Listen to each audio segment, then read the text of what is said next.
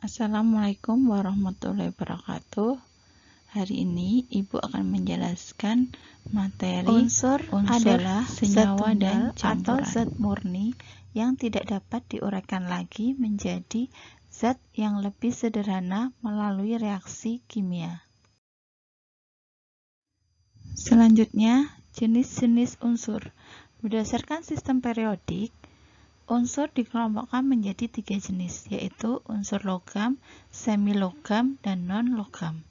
Unsur logam, dia memiliki sifat khusus, yaitu berwujud padat, berwarna putih, mengkilat, atau kepera.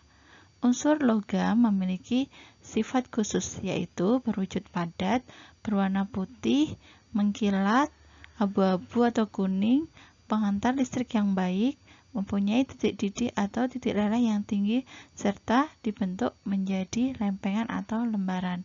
Contoh dari unsur ada aluminium, barium, besi, emas, kalium, kalsium, perak, kromium, magnesium, mangan, natrium, dan nikel. Unsur termasuk juga penghantar listrik yang baik, mempunyai titik didih atau titik leleh yang tinggi, serta dapat dibentuk menjadi lempengan atau lembaran. Kemudian, unsur semilogam disebut juga dengan istilah metaloid karena dapat bersifat layaknya unsur logam maupun non-logam. Unsur semilogam itu bersifat semikonduktor.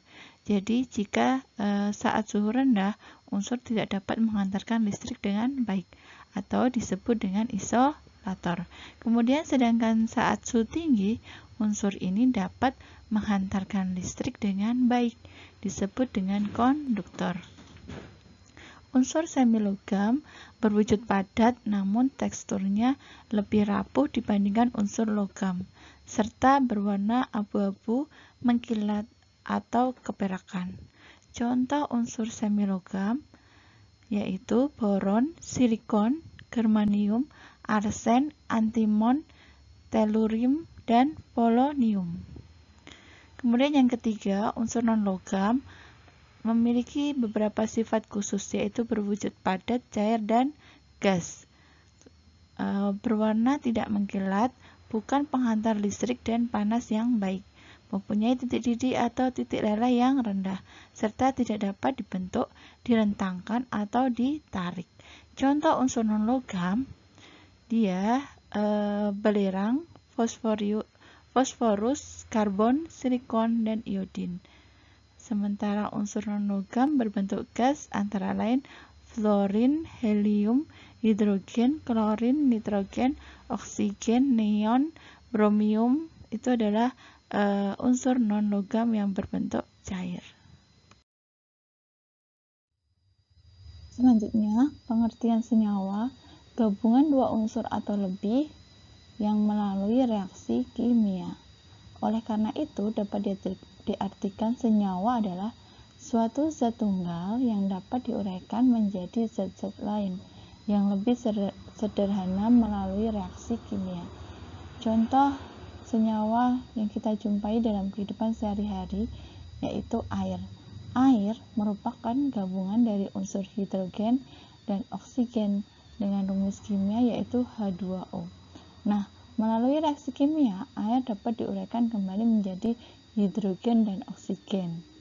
Hidrogen dan oksigen sama-sama berwujud gas, tapi saat mereka bersatu dan saling mengikat, wujudnya dapat berubah menjadi cair. Jenis-jenis senyawa. Berdasarkan asal pembentukannya, senyawa digolongkan menjadi 2 jenis, yaitu senyawa organik dan senyawa anorganik. Senyawa organik berasal dari makhluk hidup atau dari proses fotosintesis. Senyawa ini terdiri dari unsur karbon sebagai rangkaian utamanya. Kemudian sifat senyawa organik tidak mudah larut dalam air, namun akan larut jika dicampur dengan pelarut, yaitu sifatnya organik. Selain itu, akibat unsur pembentukannya, contoh yang berupa senyawa organik yaitu karbon. Senyawa organik cenderung akan mudah terbakar.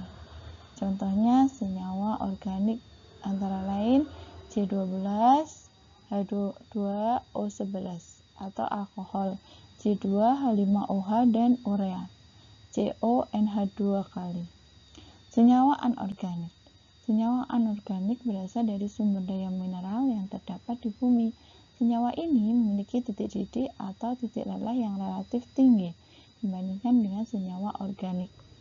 Senyawa anorganik memiliki sifat mudah larut dalam air, cenderung tidak mudah terbakar. Contohnya senyawa anorganik yaitu air, garam, karbon dioksida, dan masih banyak lagi. Sedangkan campuran, misalnya kamu akan mencampurkan dua zat yang berbeda, yaitu air dan garam, sehingga hasilnya menjadi air garam. Nah, air garam itu disebut dengan campuran. Dengan kata lain, campuran adalah suatu zat yang terbuat dari gabungan dua atau lebih yang berbeda tanpa melalui reaksi kimia. Gabungan zat ini berupa senyawa dengan senyawa, unsur dengan unsur, atau senyawa dengan unsur. Namun, zat tersebut tidak dapat bersatu secara kimiawi karena masih mempertahankan sifat aslinya. Jenis-jenis campuran. Campuran digolongkan menjadi dua jenis, yaitu campuran homogen dan campuran heterogen. Campuran homogen terjadi apabila seluruh materi penyusun campuran itu tidak dapat dibedakan lagi antara satu dengan yang lain, tapi sifat dari masing-masing materi penyusunnya masih dapat terlihat. Contohnya, campuran air dengan susu bubuk coklat.